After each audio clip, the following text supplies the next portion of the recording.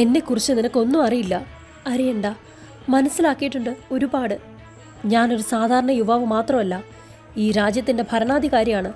അതിലുപരി ഒരു വലിയ സാമ്രാജ്യത്തിൻ്റെ സംസ്കാരവും ആചാരാനുഷ്ഠാനങ്ങളും വിശ്വാസവും കാത്തു സൂക്ഷിക്കേണ്ട സന്യാസി കൂടിയാണ്. അങ്ങ് പ്രജകളുടെ ജീവിതം സംരക്ഷിക്കുന്ന രാജാവാകാം, ആചാരങ്ങൾ പാലിക്കേണ്ട സന്യാസിയുമാവാം. എന്നാൽ സഹജീവികളുടെ വികാര വിചാരങ്ങൾക്ക് വില കൽപ്പിക്കാത്ത ഒരു മനുഷ്യമൃഗമാവരുത്. നിന്റെ മനസ്സിൽ എന്നോടുള്ളത് വെറും ആകർഷണം മാത്രമാണ്. പ്രണയമെന്നത് ഒരിക്കലും പൂർണ്ണമല്ല. ഒരു നാടിൻ്റെ പ്രതീക്ഷയാണ് ഞാൻ. വർഷങ്ങളോളം ഒരു വൃദ്ധനായ ഗുരുനാഥൻ്റെ അധ്വാനത്തിൻ്റെയും കാത്തിരിപ്പിൻ്റെയും ഫലമാണ് ഞാൻ.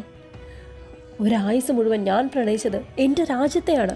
കേവലം ഒരു അന്യദേശക്കാരിയായ നിനക്ക് എൻ്റെ ബ്രഹ്മചര്യ ജീവിതം നശിപ്പിക്കാനാവില്ല.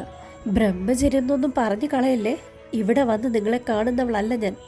വെറും ഒരു ഗവേഷണത്തിൻ്റെ പേരിൽ ദേഗുവിൻ്റെ മലകൾ കയറി വന്നവളുമല്ല ഞാൻ. എനിക്ക് നിങ്ങളെ അറിയാം. നിർത്തൂ. സിലാ സാമ്രാജ്യത്തിൻ്റെ കിഴക്കേ ഭാഗത്തുള്ള കന്യാവനത്തിൽ ആദിവാസികളുടെ നേതാവായി ജീവിച്ച ആദിവാസി യുവതിയോട് പ്രണയം വെച്ച് പുലർത്തിക്കൊണ്ടിരുന്ന ശക്തി എന്ന യുവാവ്, അത് നിങ്ങളല്ലേ? അത് ഞാനല്ല. എങ്കിൽ ആരാണ് നിങ്ങൾ?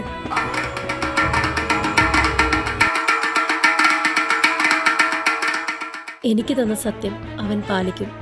സിലയുടെ നാശം കാണണം. കാട്ടുനായ്ക്കൾക്ക് കൂടെ ജീവിച്ചു വളർന്ന എനിക്ക് സില സാമ്രാജ്യത്തിൻ്റെ രാജകുമാരിയോ? വേണ്ട. വേണം. എനിക്ക് നിന്നെ വേണം. എൻ്റെ അവസാന ശ്വാസം വരെ രാജകുമാരനെ ഞാൻ സംരക്ഷിക്കും. ഭീകരരായ കാട്ടുമൃഗങ്ങളെപ്പോലും കയ്യിലൊതുക്കുന്ന ശക്തിയോളം വരില്ല നിങ്ങളുടെ സിലയുടെ രാജകുമാരൻ തെയ്യൂ. എൻ്റെ ശക്തിയുടെ കുഞ്ഞിനെ എനിക്ക് വേണം. സിലയുടെ രാജകുമാരന്റെ പത്നിയായി ഞാൻ മാത്രമേ ഉണ്ടാവാൻ പാടുള്ളൂ. നാം ആചാരങ്ങൾ പാലിക്കുന്ന സന്യാസി മാത്രമല്ല, സിലയിലെ ജനങ്ങളെ സംരക്ഷിക്കുന്ന ഭരണാധികാരി കൂടിയാണ്. നമ്മെ തോൽപ്പിക്കാൻ ആർക്കും കഴിയില്ല. കഴിയും.